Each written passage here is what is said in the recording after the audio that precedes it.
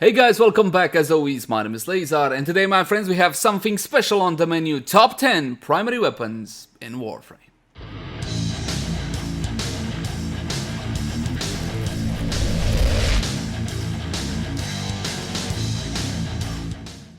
Let's begin on a friendly note before we get into the nitty-gritty. Keep in mind that any of these top 10 lists, or the best of whatever, will have a natural degree of subjectivity to it, simply because what's best for me may not be best for you. Now I can easily present you the top 10 spreadsheet weapons. Here you go, boy.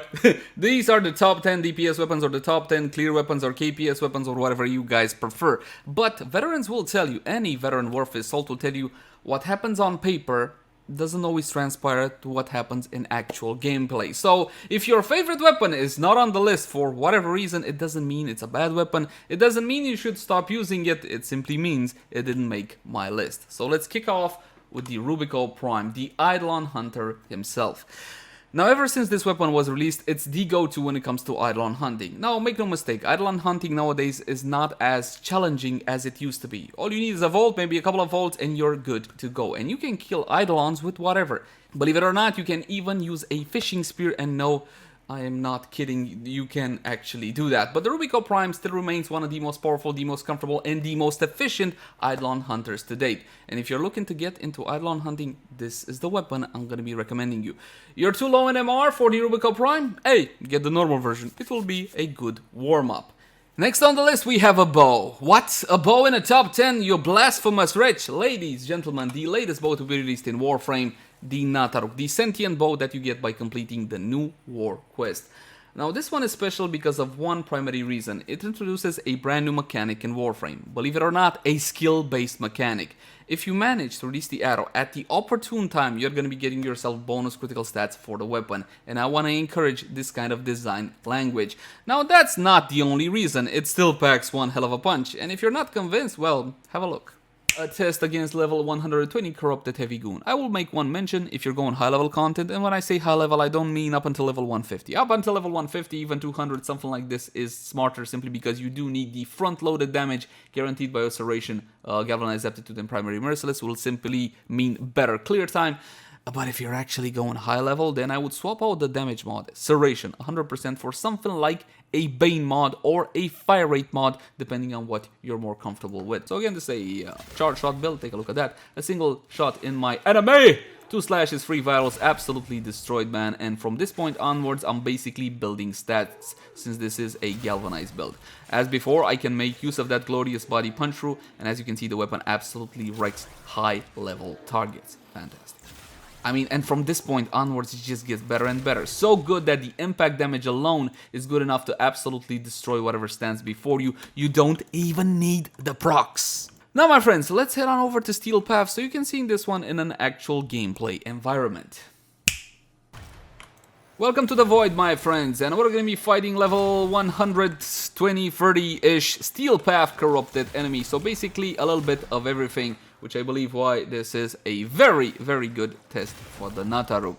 Now, keep in mind that with this bow and this whole perfect shot mechanic, it can release something like release anxiety, right? You want to release the shot simply because it got to that perfect stage and you don't want to go to a full charge shot. But you know what? Going to a full charge shot is really not all that bad. What do you lose? 10% critical chance as a base and about 10% critical damage. So again, it's not that big of a deal. Take a look at that. Beautiful damage, absolutely annihilating that Steel Path Corrupted Heavy Goon. Keep in mind that you can also cancel your shots by pressing R, my friends, pressing R. Of course, the body punch through is the real benefit of those perfect shots. So if you got something to clump up your enemies, like a Vauban, a Nidus, or something along those lines, you're gonna be able to make really good use out of that fantastic mechanic. As for the weapon, as you can see, it absolutely wrecks house with no problem whatsoever. There's no way you can make a serious top 10 without including the next weapon. It's a fan favorite, and for good reason as well. One of the best ARs in Warframe, the Exceltra, an absolutely outstanding weapon. Now this one doesn't fire mere bullets. Who needs mere bullets when you can fire rockets? Mini rockets. Now those rockets do need to travel a set length before they arm and explode, detonate and all of that good stuff. Now this measure was put in place to shield players from self-damage. Self-damage was removed, however, and now you just got the stagger. It's an incredible weapon, one that I highly recommend. It feels good, it basically is capable of most content in Warframe, and if you want to see what it can actually do, let's say in Steel Path, well, we're gonna test the weapon like so, and then we're gonna head on over to Steel Path. One more time, the Corrupted Heavy Goons level 120. Bear in mind that in order for a Galvanized build to fully wet its feet, so to speak, you're gonna need a couple of kills just to get those stacks going. And thanks to the knockback effect, I'm gonna be knocking off straight off the platform. Take a look at the slashes, beautiful slashes. You don't need a ton of vital effects on your target. 2, 3 will be more than enough. And I can already feel, and probably you can see the weapon being a lot more potent than before. Beautiful, absolutely fantastic. Now let's see how the weapon performs in a normal, average, everyday Steel Path mission. No problem whatsoever, even though I'm not even close to being maxed out on my Galvanized stacks. Weapon hits like a bloody truck. Look at all those procs on the Corrupted Heavy Goon in actual normal Steel Path missions. The AoE comes in handy when it comes to tight corridors such as this one. Aiming for the feet is something I haven't tackled up until this point. From my point of view, this being a critical weapon, I'd rather aim for the walls and get the explosion headshot damage than aim for the feet. It's not a terrible idea, you can definitely do something like that, but I would advise against it. As you can see, it's not that hard to hit moving targets when you got explosions on them. Look at the procs. I just put a couple of hits in there and boom, baby! You can hide behind a pillar or something like that and wait for your targets to die if we're talking about targets that actually hurt. Like that Corrupted Heavy Goon level 133, is it? Something like that. So as you can see, my friends, Steel Path performance is not really much of an issue. Ammo right now is not a concern. It might be later on, and no, I am still using in the weapon XLO slot terminal velocity because again, I believe that it makes the weapon feel, subjectively speaking, a whole lot better. And ammo, as long as you don't spam or don't make some sort of weird super high fire rate build, is gonna be more than enough, as you can see. Take out the shield drone, and then everything will fall to pieces, like so. And I do believe that's pretty much it for Steel Path. I do recommend the weapon for it. Now, I'm not gonna be recommending the weapon for something like, hey, I wanna do Steel Path survival for 5 hours, cause, you know, I don't know why, but you wanna do that, right? That's not the kind of weapon for that, because it simply doesn't scale all that well. Once upon a time, this weapon used to reign supreme. It was the most powerful primary weapon in Warframe, no question, alongside its cousin, the Amprax. And of course, veteran players have already guessed which weapon I'm talking about. Of course, it's the Ignis Wraith.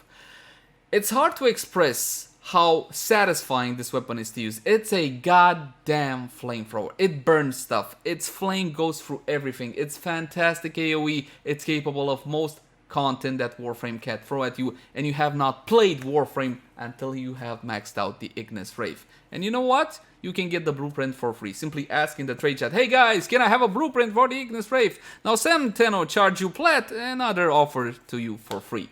Hey, do a good deed today. Offer a Ignis blueprint for free.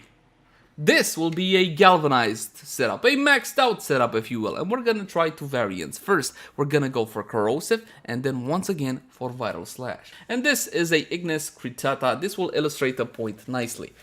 Low riven dispo. This is a double positive with a negative.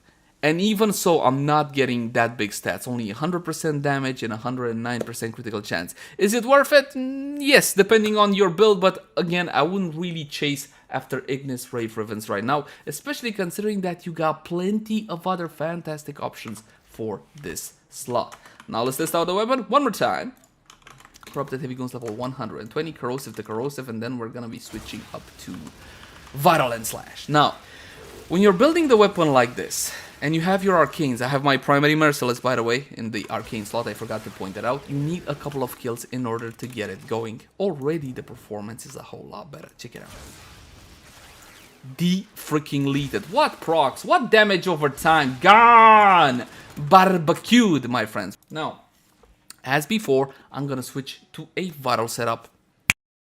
Cold instead of electricity, hunter munitions, and of course critical delay now, since I do want more crit to get more slash out of hunter munitions. Allow me to go for headshots like so. I need that damage without... See that? Without that front-loaded damage, it's getting a bit more difficult. But as soon as I get a couple of stacks, you can burn through targets like nobody's business. And I'm shooting until they die. But normally with a setup such as this, you can do something like hit a target at about 50%. That's it, 50%. And watch the damage destroy your targets. And that wasn't even slash. Did you see what killed that target? It was viral and heat together. That's slash. Next on the list we have my personal favorite. Now bear in mind it's not the most powerful weapon in the game, no, not number one, but it's still one of the best primary weapons you can have right now. And you know what? It already has a legacy, the Tenant Arca Plasma. This is just an insane weapon. It fires a giant plasma projectile that basically goes through corridors upon corridors of enemies. It goes through everything. It doesn't need to worry about headshot multipliers or anything of the sort. You simply aim it in the general direction of an enemy and you see everything melt away. And I do mean melt away because of the innate radiation damage. This one basically melts at enemies. It's awfully satisfying to use, and once again, I highly recommend this one. But I sense you need a little bit more convincing. Well, level 120 corrupted heavy wounds. Now we're gonna have to get the buffs going because the galvanized mods and the arcane, the everything, they need kills to actually get going, and that's not a problem in normal level content. It's only gonna be a problem when you're fighting level 1000 something this and that. Take a look. The difference is freaking ginormous. Technical term, ginormous. That was a single shot, and of course I one-shotted that guy. Actually, these are girls, so do bear that one in mind.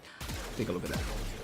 Beautiful. Man, it just got deleted by that slash proc. The value of the slash procs can get to crazy high levels. A single shot on that target, 40,000 slash. Easy mode, gameplay every single day. So yes, my friends, the mods do make quite the difference, and it's gonna be fantastic again in what I like to call normal level content. Up until level 200, let's say.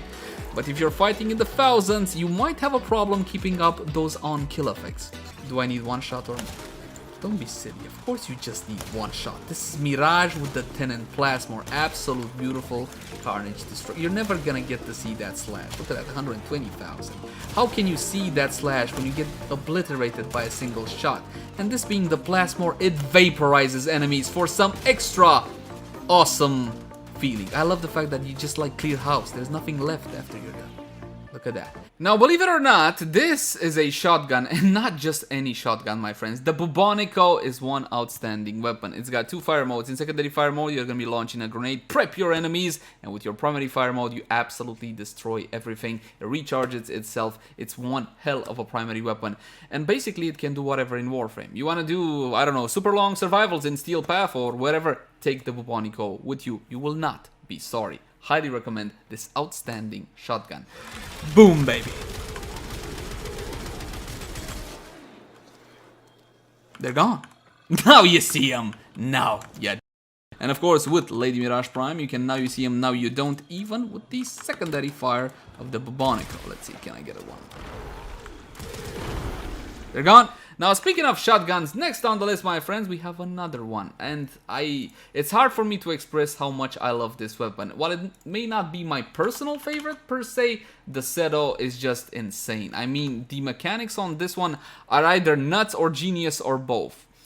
I think the design process was something like this. How can we make a shotgun more interesting? And what's the been one guy that said, oh, I know! Slap a glaive on top of it. With the secondary fire of the Seto, you're gonna be able to prime your enemies. Basically procs a whole lot of status effects. It ricochets from target to target, so you can even use it strictly as a primer, but then you come in once again, just like the Bubonico, with your primary fire mode and you destroy everything. Honestly, while the idea between the Bubonico and the Seto is kind of the same, they go about it in two very different ways, and I cannot recommend this weapon enough. And now, my friends, you're gonna see what the weapon can actually.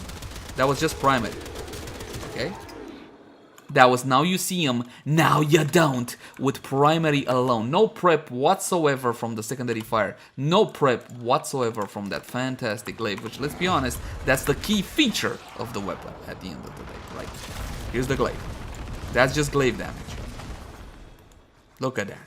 Absolutely insane, man. Just glaive damage alone, which, look! I don't even have to hit them. If I hit them with my primary fire, they just get dissolved. It's insane, really. But this is more a credit to Mirage than the actual weapon, so let's get that out of the way. And again, the optimal way of playing with a weapon should be fairly obvious by now. Yeah, head how much our secondary fire with the glaive, and then you absolutely clear house, like so. You just aim in that general direction and keep your trigger finger pressed down. Now we're getting into the top 3 weapons, and I'm gonna give you guys a bit of a spoiler alert. You're either gonna love it or hate it, but it's Kuva, Kuva, and Kuva. Starting with, at number 3, the Kuva Comb. One of the most powerful shotguns in the game, period. And it has been one of the most powerful for a very long time. A lot of things have changed. Galvanized mods came. We got the change in elemental damage and proc priority and all whatnot. But the Kuva Comb still remains one hell of a weapon. It may take a while for it to spool up. It may take a while for it to get going.